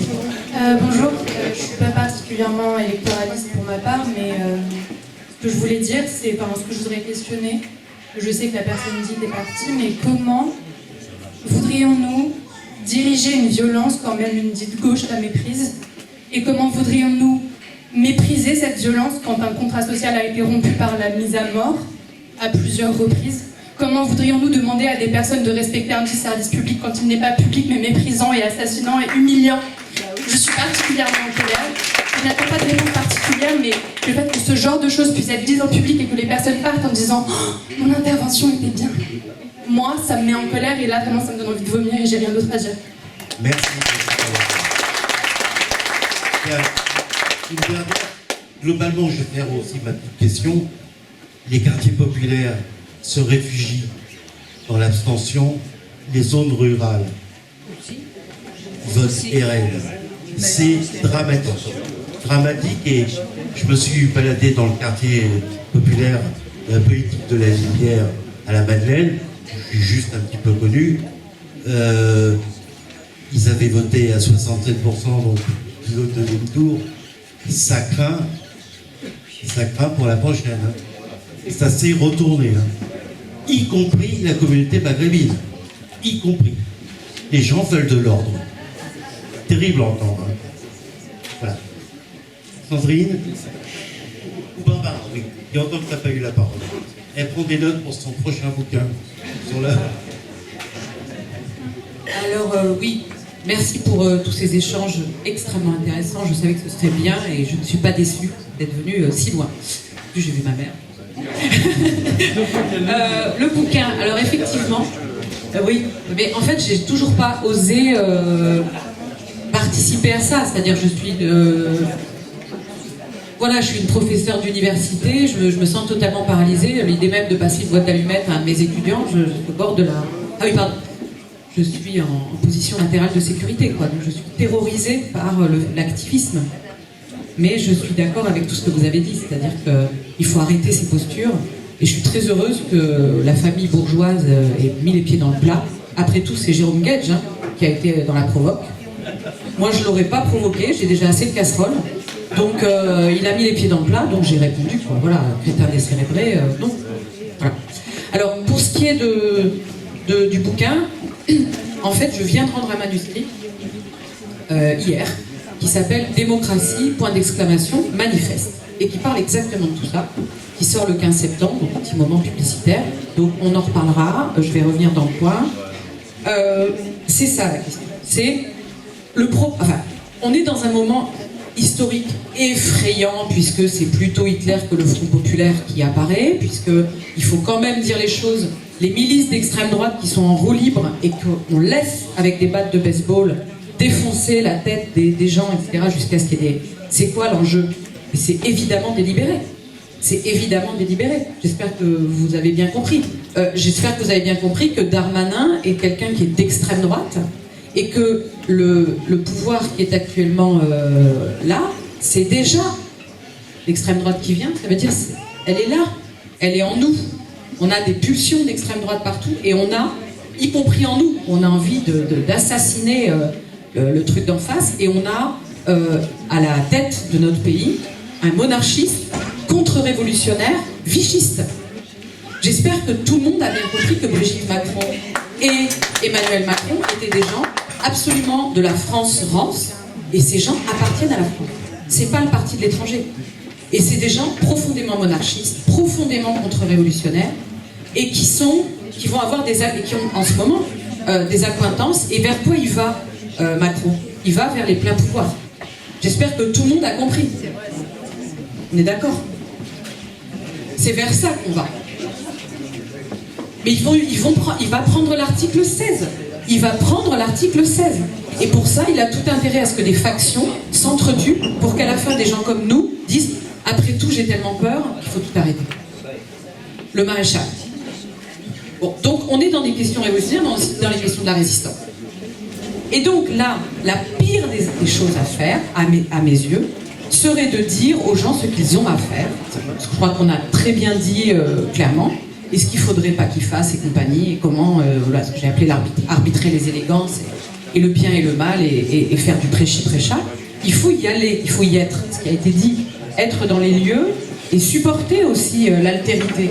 Parce qu'on est dans un moment historique extraordinaire, même si je ne suis pas du tout optimiste, j'en ai marre qu'on me dise tout le temps que je suis optimiste, je ne suis pas optimiste. Être optimiste, c'est être fou. Enfin, je veux dire, c'est croire qu'on va vers des jours meilleurs. Qu'est-ce qu'on en sait? Enfin, on a l'air plutôt d'aller vers une catastrophe.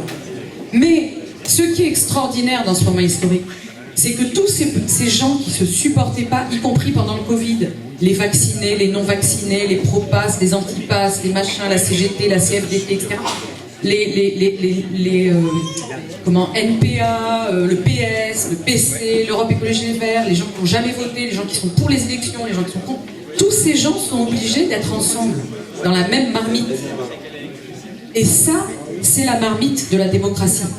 La démocratie, c'est 10 000 citoyens qui doivent se supporter sur la Pnyx, sur la colline d'Athènes. Ils ne se sont pas choisis, ils ne sont pas entre amis, et ils sont obligés, et ils vont le faire pendant 2 siècles, de se supporter, et par rotation. C'est-à-dire que quand il y en a, c'est fini, il y a de nouveau 10 000. Ok? Alors c'est vrai, c'est scandaleux, il n'y a pas de femmes. Ok.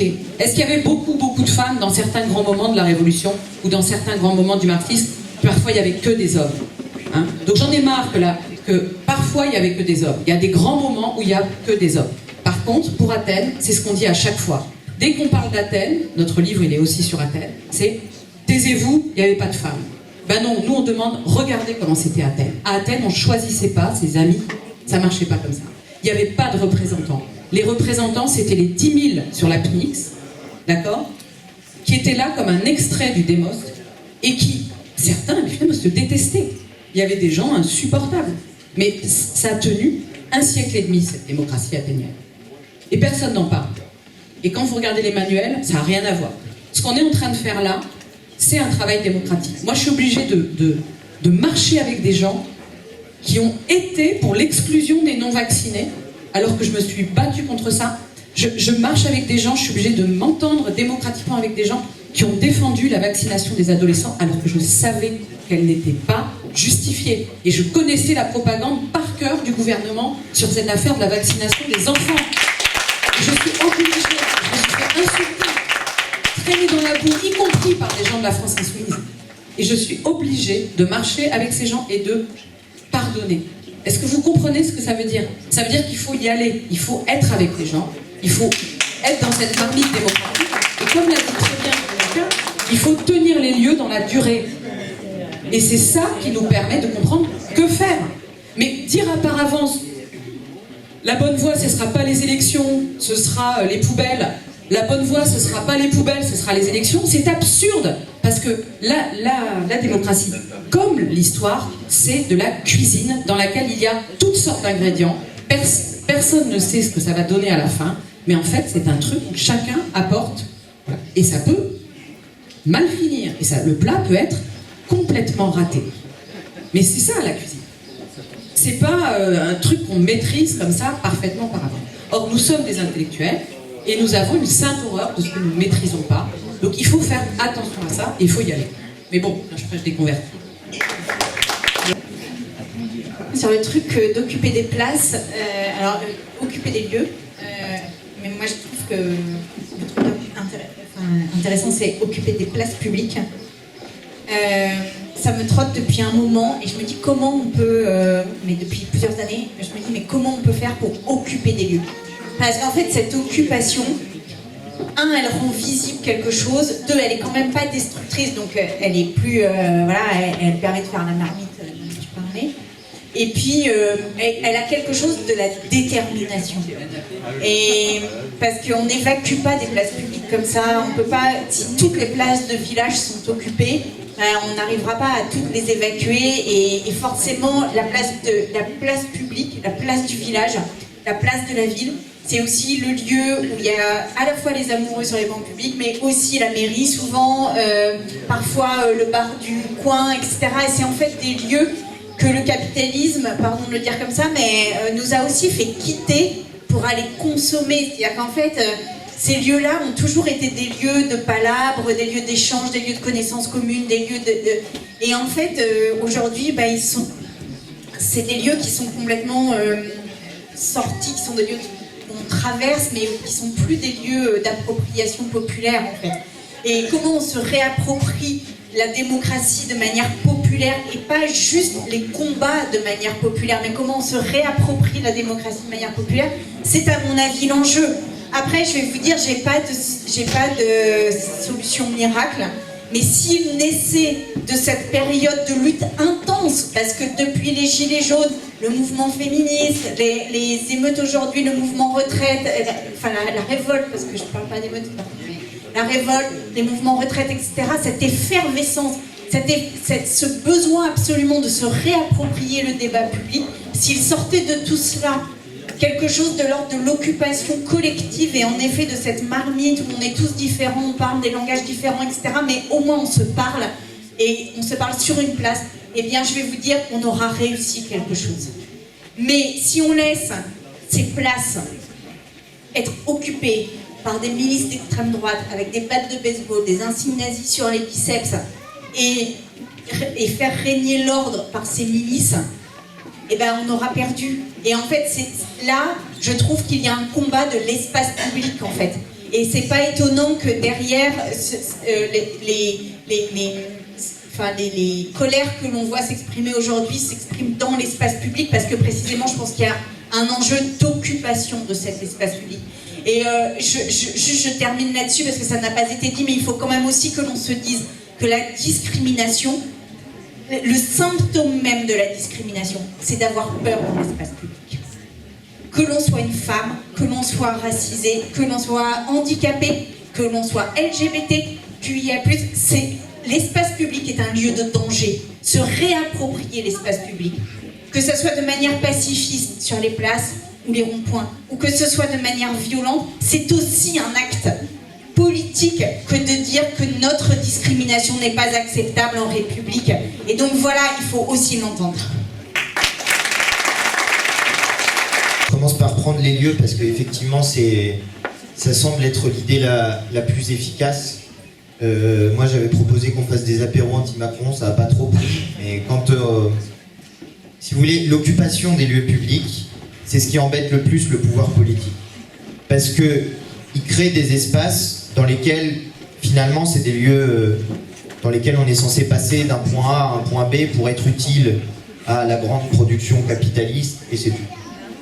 Mais par contre, si on commence à discuter, à faire des choses dites improductives, alors là, c'est toute une histoire. Et d'ailleurs, dès que c'est fait, dès qu'on occupe des lieux publics et des places, ils font des arrêtés préfectoraux pour dire que c'est interdit de se rassembler. Et parfois même, ils disent qu'il y a des arrêtés préfectoraux qu'ils n'ont jamais publiés, qui n'existent pas. Ils ne supportent pas ça. Donc quand on voit que le pouvoir politique en place ne supporte pas quelque chose, en général, c'est qu'on est plutôt sur la bonne voie. Et qu'il faut continuer dans cette direction-là. Pourquoi occuper les places est efficace? Déjà parce que on change le rôle de l'espace public. On le transforme en une agora, en un lieu de débat, en un lieu de discussion, en un lieu d'échange. Mais que la discussion politique elle-même, elle a une efficacité dans la formation de l'action. Parce que d'une part, on se synchronise, on s'homogénéise intellectuellement. Là, aujourd'hui, à l'issue de cette réunion collective, on sortira transformé par rapport à ce qu'on était avant, parce que telle ou telle personne qui a parlé a dit des choses qui ont percuté un endroit de la pensée qui demandait qu'à ce qu'on y plante une graine pour que ça connecte des choses qui étaient ensemble. Et puis, si la parole était très circulante et longuement sur une place publique, je pense qu'à l'issue, on arriverait à avoir des idées communes, à se dire voilà, qu'est-ce qui nous rassemble? C'est ça ce qui s'est passé dans le mouvement des Gilets jaunes, ils gardaient ce qu'ils faisaient du commun. Et c'est ce que tu disais. Là-dedans, il y avait... moi, je sais que j'étais Gilet jaune aussi. Là-dedans, il y avait tout. Il y avait des gens avec lesquels on était... Moi, j'ai vu des gens à côté... Alors, attendez, parce que moi, je m'évanouis quand je vois ça. Il y avait des gens avec des drapeaux royalistes à côté de moi. J'ai vu des fleurs de lys. Alors, autant vous dire que j'ai vu des fleurs de lys aussi sur des drapeaux français. Je me suis dit, ils n'ont pas bien compris ce qui s'est passé. Mais bon, il s'est passé ça quand même. Et on ne gardait que ce qui faisait du commun. Parce que sinon, ça crée de la division à l'intérieur du peuple. Et il faut toujours garder ce qui crée de l'unité. Parce qu'il y a toujours une option. Moi, je suis d'un naturel optimiste. Je me dis toujours que même une personne qui a des comportements, des idées racistes, on peut la faire évoluer vers quelque chose d'autre. Parce que sinon quoi? Sinon, ça veut dire qu'on abandonne. Sinon, ça veut dire qu'on se dit que dès qu'une personne, elle est raciste, c'est définitif. Ah bah alors si c'est ça, les amis, c'est un cancer qui ne peut pas être arrêté. Parce que chaque fois qu'il y a une nouvelle personne qui est convaincue d'être raciste, c'est fini. Si jamais on se dit qu'on ne peut jamais revenir en arrière, que jamais on peut faire reculer ces idées-là, alors on abandonne d'une certaine manière le fait qu'on puisse faire société. Parce que les idées racistes sont précisément celles qui vont contre les valeurs de la République qui nous fondent comme nation. Et ensuite, ça veut dire qu'il faut définir une autre nation, autre chose. C'est ce qu'ils essayent de faire, eux, en face. Il y en a qui sont très construits dans ça. Ils veulent revenir au droit du sang, à je sais pas quoi, la France catholique et royale, enfin des choses comme ça. Il y en a qui sont très structurés dans ça. Il y en a, c'est pas forcément structuré, il y en a qui peuvent faire changer d'avis. Et les places publiques, l'occupation des places publiques, les lieux d'échange, je pense que c'est très efficace. Quand tu dis, faut pas dire la police tue, c'est la... Enfin, faut pas dire... Je sais plus qui a dit ça. Non, mais je veux dire pourquoi on est obligé de faire comme ça. Ou pourquoi, en tout cas en 2022, on était obligé de faire comme ça. Parce que sinon, il n'y a pas de débat. Sinon, c'est pas possible d'avoir une discussion. Alors, on s'en prend plein la tronche. Mais alors, plein la tronche. C'est vous n'aimez pas la police, vous n'êtes pas républicain, vous êtes violent. Dans les mots sont violents maintenant. Quelqu'un tout à l'heure disait, je différencie la violence sur des individus, et c'était toi. La violence sur des individus et la violence sur des biens, c'est pas la même chose, c'est des dégradations sur les biens, c'est pas de la violence. On peut pas faire mal à une table. Mais par contre, ils nous disent maintenant qu'on est violent dans les mots. On n'est pas violent. On utilise des mots qui sont chocs. Parce que si jamais on n'utilise pas ces mots-là, on ne peut jamais avoir un espace de débat.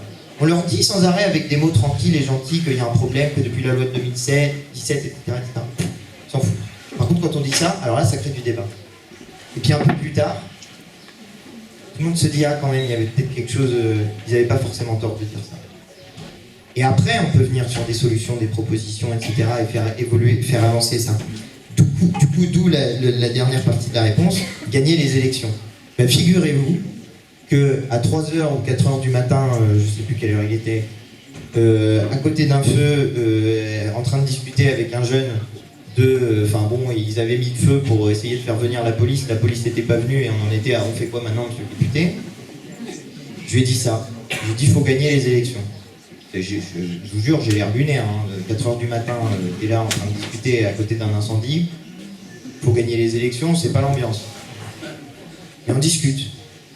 Je lui dis moi, d'une certaine manière, je suis un peu comme toi. J'ai décidé de m'engager parce que je voulais changer la société, complètement. La révolutionner. Ah oui, d'accord, mais vous proposez quoi alors pour les jeunes? L'allocation d'autonomie. Et mais vous proposez quoi pour les salaires? L'augmentation du SMIC. Mais qui c'est qui va payer? Réformer l'impôt. C'est parti. Discussion politique de je sais pas combien ça a duré, une demi-heure, 3/4 d'heure à 4h du matin, quoi. Sur tous les sujets. Et effectivement, c'est la solution, gagner les élections. Et je lui ai dit, moi je suis élu, j'ai fait 55%, mais il y a, je sais plus combien, 40% de participation, 60% des gens, ils n'ont pas donné leur avis. T'imagines si 60% des gens, ils avaient donné leur avis, non seulement j'aurais gagné, mais ça aurait été triomphal. J'aurais une force de représentation qui sera encore plus forte. Et puis si moi j'avais gagné à 80% au lieu de 55%, mais dans plein de circonscriptions on aurait gagné. Et du coup on aurait une autre majorité à l'Assemblée nationale. Est-ce que ça serait ça la situation? Non, ça serait pas ça la situation. Bref, voilà. Et dernier point, et j'en finis vraiment. Campagne à droite, quartier à gauche. Quelqu'un dit ça. Il y a un truc dont on parle jamais dans peut-être ce qui constitue une différence entre quartier populaire et zone rurale. Une différence sociologique. C'est l'âge. Il y a une différence d'âge. Les quartiers populaires sont extrêmement jeunes. Les zones rurales sont plutôt âgées. Parce que il y a des problèmes d'emploi, parce que par exemple quand vous voulez faire des études, moi j'ai grandi à Châteauroux, pour faire les études, il faut partir. Dans mon département, faire des études, on peut aller jusqu'à la licence, si on veut aller plus loin, c'est compliqué. Ok? Il y a une différence d'âge. Ça a des effets majeurs, les différences d'âge. Parce que par exemple, les modes d'information ne sont pas les mêmes. Forcément, si vous regardez CNews sans arrêt, que vous discutez avec des gens qui regardent CNews, vous vous dites « Oh, c'est la catastrophe, les hordes étrangères qui attaquent notre pays, etc. » Vous êtes paniqués, c'est l'enfer. Si vous vous informez avec d'autres choses, des réseaux sociaux, et que dans les discussions, vous avez des gens qui n'ont pas forcément votre avis, ce qui est le cas quand on est plus jeune, bah là, vous avez une autre vision de la société. Donc il y a des trucs pesants sociologiques majeurs qui existent, en plus de la différence sur la composition sociale, et notamment de l'origine des jeunes gens. Et ça, c'est une des choses qu'il faut avoir en tête. Donc il y a une action à mener, je pense, en particulier dans la ruralité, une action d'information, d'une certaine manière de réinformation, parce que sur l'immigration, ils racontent n'importe quoi. Les chiffres sont faux tout le temps, c'est n'importe quoi. N'importe quoi. Je vous en donne juste un pour que vous l'ayez en tête, comme ça vous donnera un argument.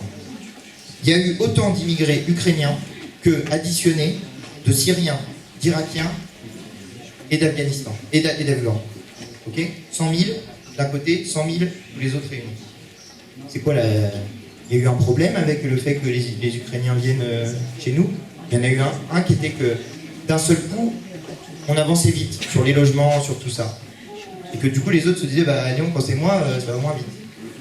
Mais voilà, je vous donne un chiffre, un élément, un truc chiffré, un truc qui permet d'aller discuter avec les autres. Et à la fin, on se rend compte d'une chose, c'est que leur problème, c'est pas avec l'immigration, c'est avec la couleur de peau, c'est avec la religion. C'est ça leur problème. Or, nous, on est capable de faire peuple tous ensemble précisément parce qu'on a inventé la République, l'égalité, sur la base de l'égalité devant la loi et de la laïcité. Voilà ce que je voulais dire. Merci à Jérôme, à Elsa, à Antoine, à Sandrine et à Barbara. Et le mot de la fin, c'est Laura qui l'a. Merci infiniment. Attends, je fais mon Jacques Martin. Laura, sous vos applaudissements.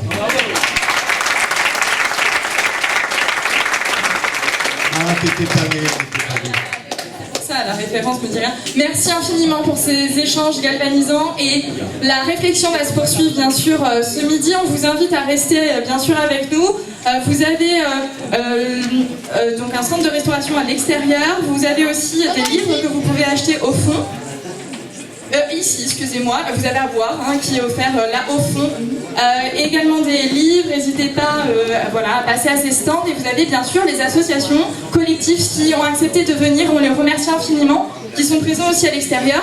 Je vous rappelle qu'il y a une conférence à 14h, conférence gesticulée à 14h, et à 16h, conférence de Barbara Stiegler. Merci encore, et on se retrouve tout de suite.